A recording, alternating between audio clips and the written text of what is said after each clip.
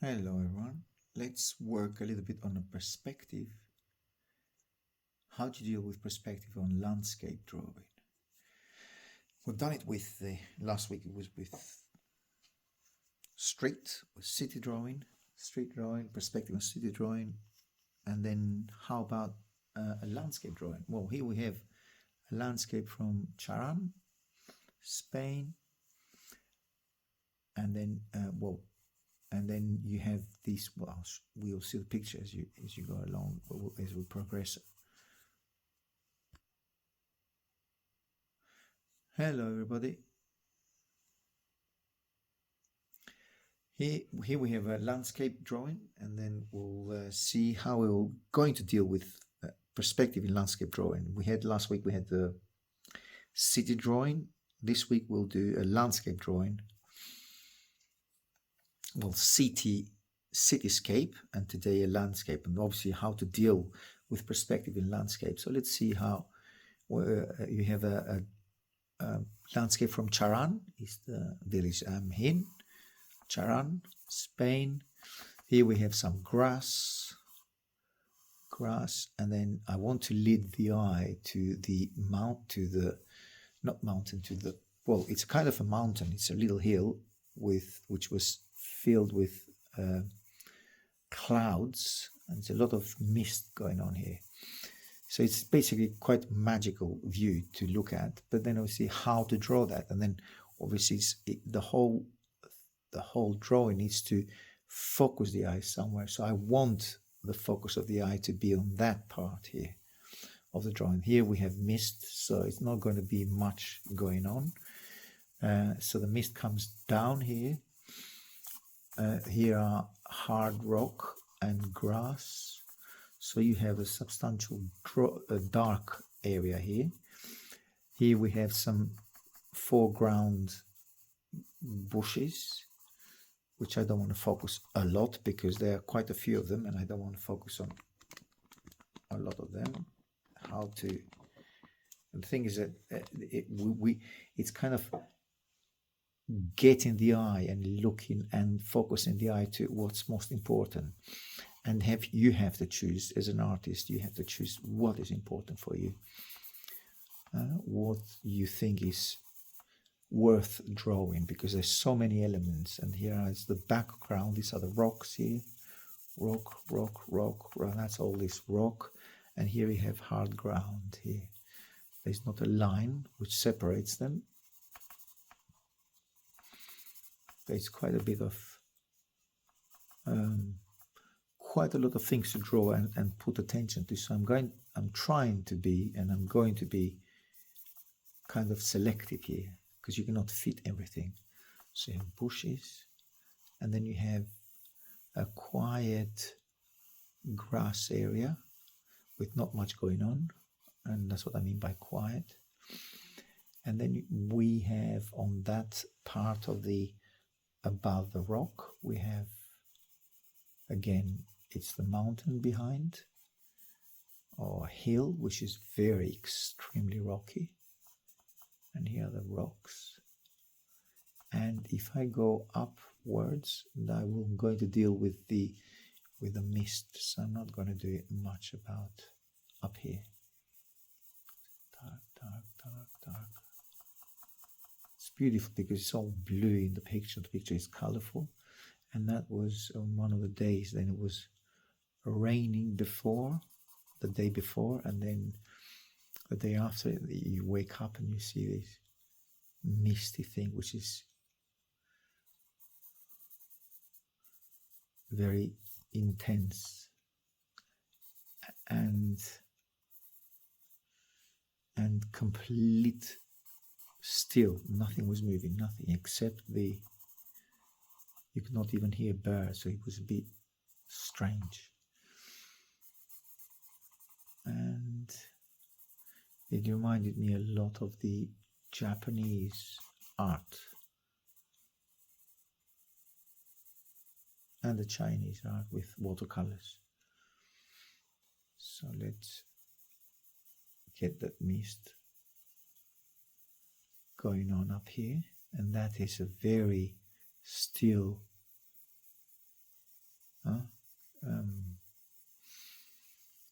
place, so there's nothing moving on except the mist, and then you have just a little bit of tip of the rock here.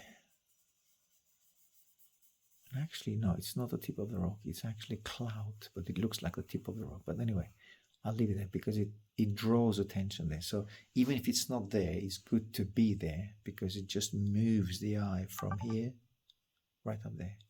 It's kind of like an organic thing there. This is the rock, and the rock continues on this side, and then I'll stop it here.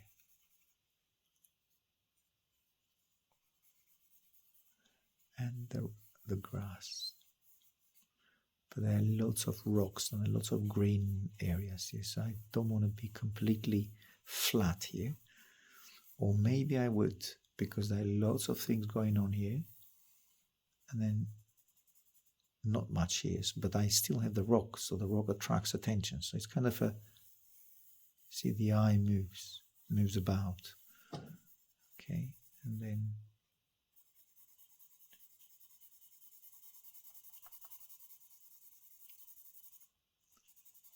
the dark mountain behind.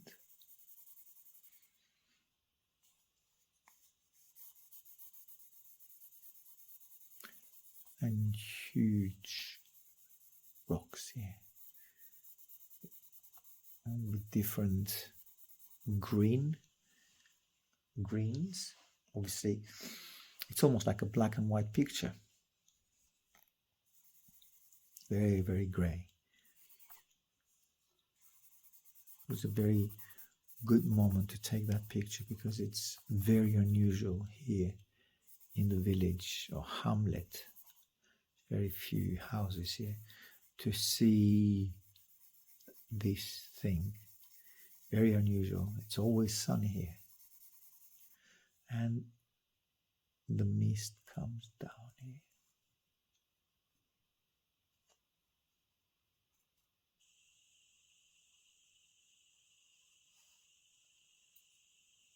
These are the rocks.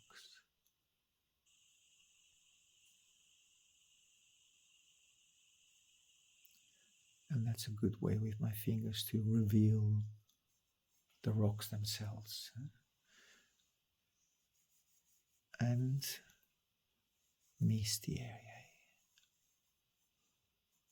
All that. And with my fingers, see that I can lift up some darks with fingers here. And then I can work on the top of the bushes here. And then there's a rock, suddenly a rock appears here and then connects with this white. I can put it there. That was by accident, that white here. I left it by accident, but then I can make it work for me. And then loads of rocks here. Like hundreds, if not thousands of little rocks.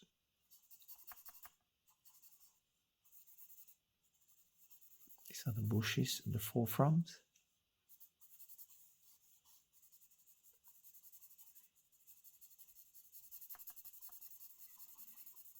I could definitely work a little bit on those and give them a darker tone because they will be my foreground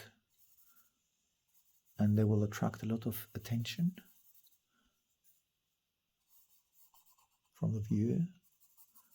And then I don't want to continue with bushes because they continue, but I think I need to give it a break and then let that area be more subtle.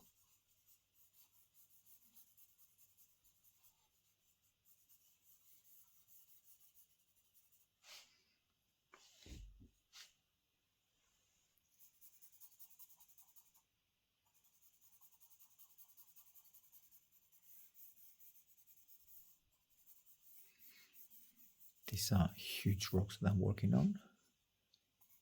Now that's too bright, and that is competing. These two highlights, they're brighter than this rock here. So I'm going to push them back.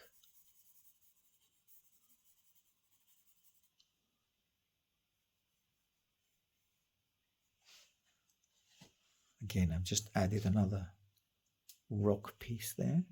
They're not necessarily what you would actually see on the picture, but I'm choosing. I'm choosing my battles. That's a good expression in English. You cannot battle with everything. There are hundreds of thousands of little rocks there. You choose where to concentrate the eye and of the viewer and your attention and the attention of the viewer. So where do you want the viewer to look at? So a lot more darks here, and the darks behind are actually, if I squint my eyes, the whole area here is darker than the front. So the background, it's slightly darker than the foreground, except those bushes here. So that means I can give it a tonal value on the whole rocky area at the back.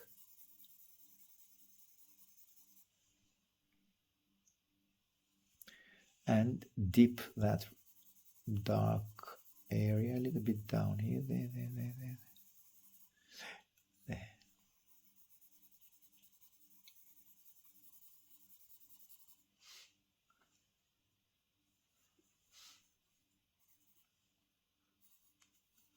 And all this rocky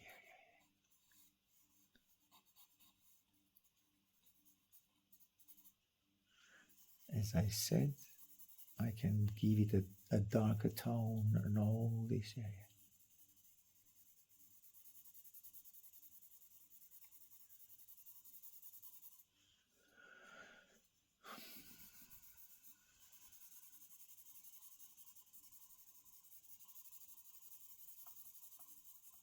And re-emphasize parts of the rock. Let's say the dark green, which is at the back here. And then on the rock on the left, you have green, which appears on the base of the rock and then climbs at the top of the rock.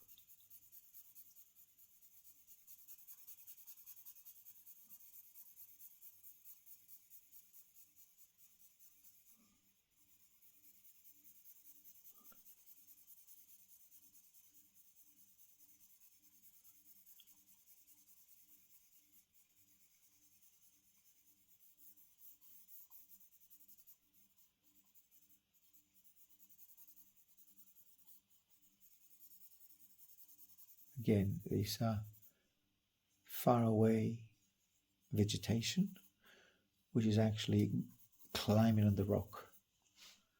So I better keep that darker than the front.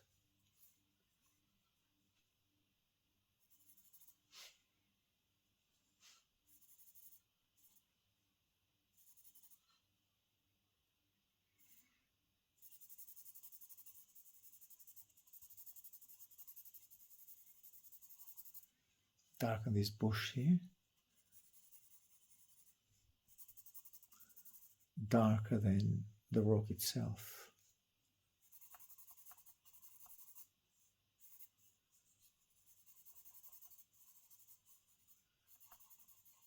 And all these little bushes here.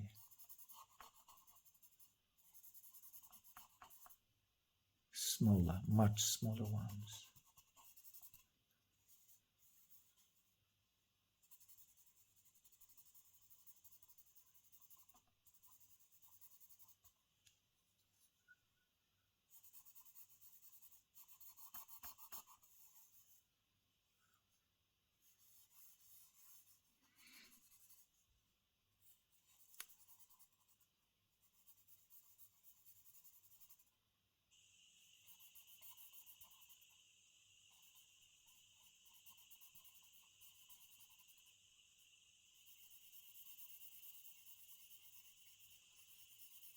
Then the rock here, huge one.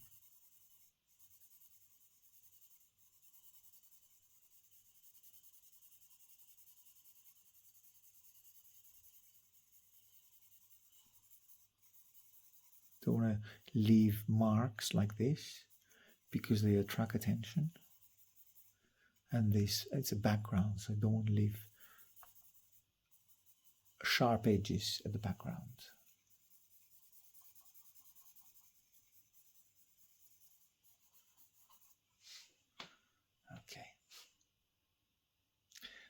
I will carry on with the hyperlapse, so the video has to go a little bit faster because obviously there's so many things, so many elements to deal with, and there's not much I can say. It's basically just using and getting different bushes like on the left and the right, and then choosing which ones to be emphasized darker and which ones to be less dark, which I think this one on the left here a bit less dark, and the dark masses. So I'll go on hyperlapse.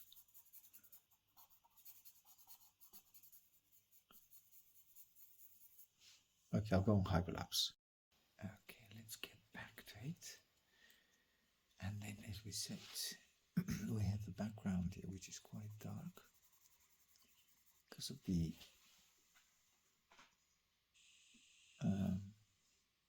rocks at the back. And they're slightly darker. So I'm going to keep them as they are. And probably darken it even more. What I've said earlier on is to get it misty. And possibly those whites here, knock them down a notch there.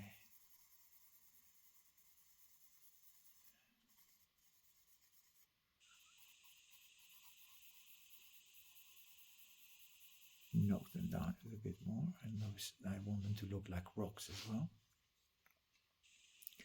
So those lines that I'm doing, they also plays a role as in sharp edges, and those lines that I'm doing diagonally.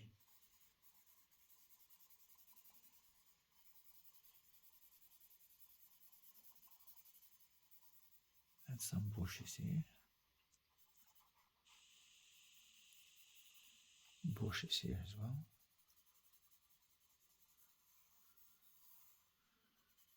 Now that area can stay a little bit light, or I can give it a bit of a tonal value here with the charcoal.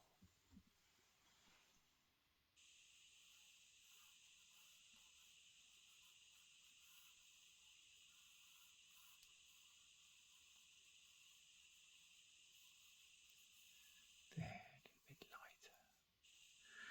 Or just connect all those dots here, all those ground, the ground here, the ground, just connect the ground. And there's some rocks here.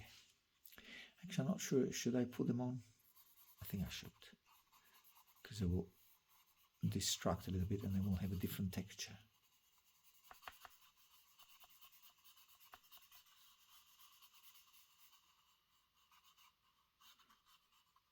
They're the harshest thing down here.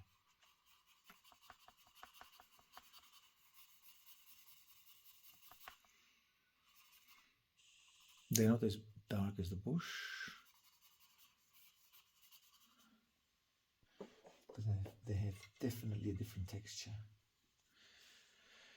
So what I'm thinking is using a little bit of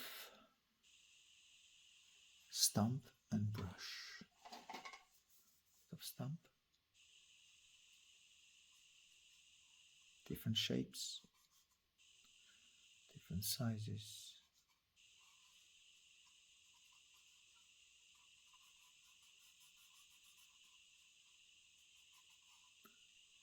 So here are the rocks, and the rocks can have some, because they're not as light as the mist, but they are lighter than the bush.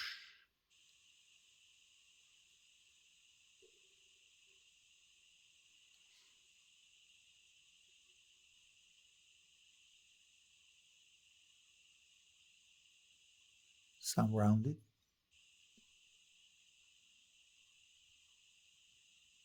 some angular.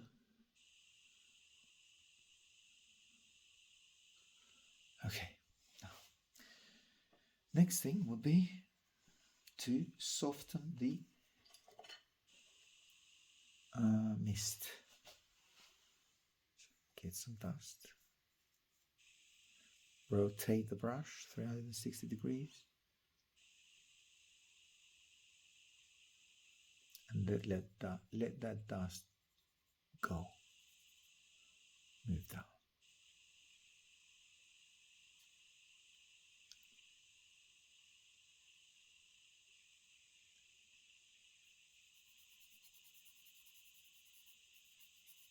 And create that misty look here. Because if I put my finger, I run the risk of taking off, deleting, taking off darks, and then the finger will probably work a bit like a putty rubber, and I don't want that.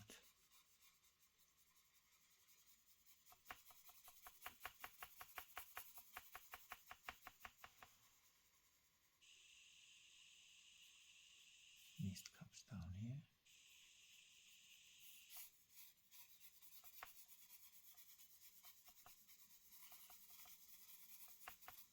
Okay, here we have the mist. And above the mist, the sun is struggling to come out. So you have a few highlights here and there. Not too much. Very, very, very subtle. Because again, the sun is struggling. So very subtle here. And the rock, the hard rock, except the trees or in between the trees, you bring it up a little bit every now and then, so we know that we're dealing with rock. It's a hard surface, even though it's beyond that foreground. It's like a background there. So every now and then you can reveal some mysterious rocks there. Okay. Give it a spray. Okay. After the spray, bring back a little bit of, not too much. I'm trying to be precise here and choose my battles. I might choose to leave that white, but then get rid of that white. It's too much. There. So give it a knock it down by, I don't know, a couple of middle tones. And dark, move it up here.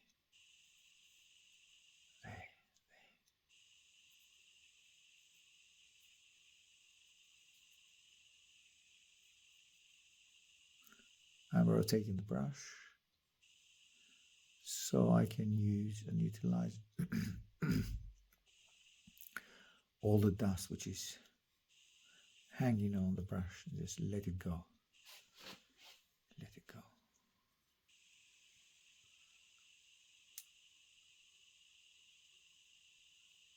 Again, rotating a little bit brush. Let the dust settle and then run on the foreground.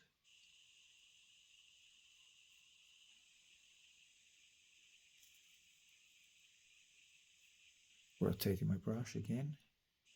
And then here, some hard rock, it's struggling to make itself. I almost made it.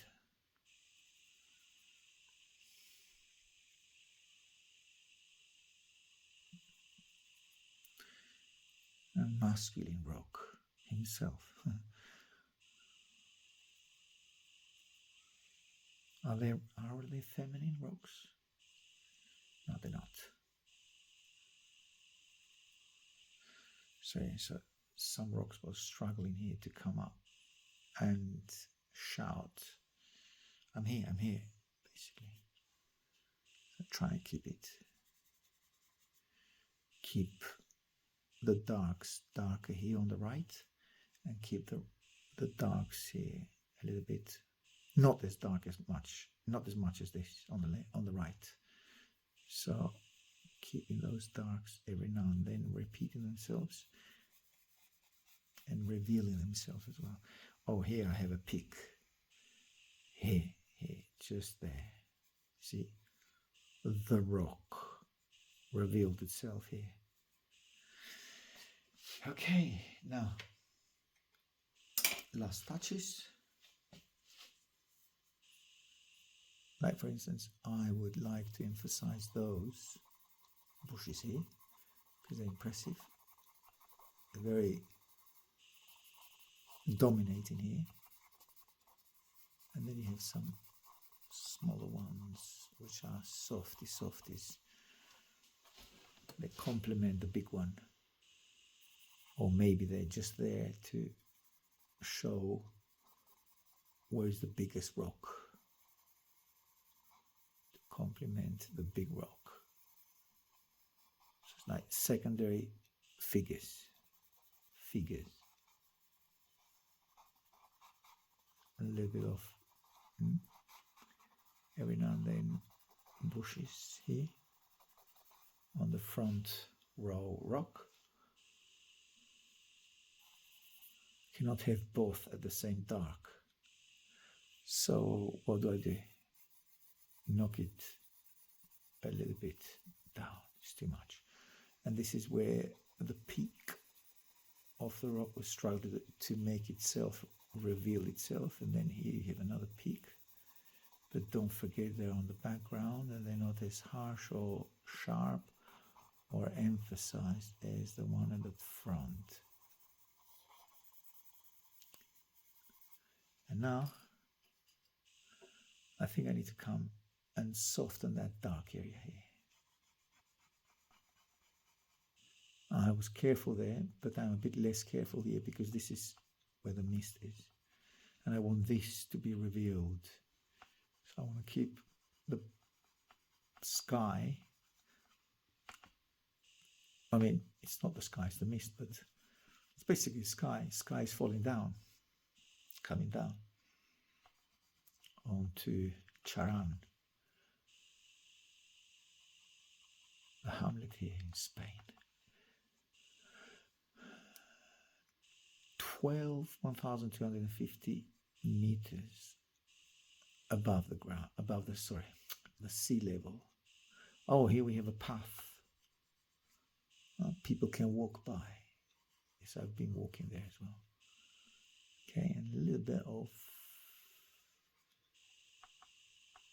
some highlights here, there, and here, there. And the rocks, what happened to the rocks? Yeah, they're still here. Good. All right, okay. I think that's good enough. Okay, what's the date today? It's the 13th.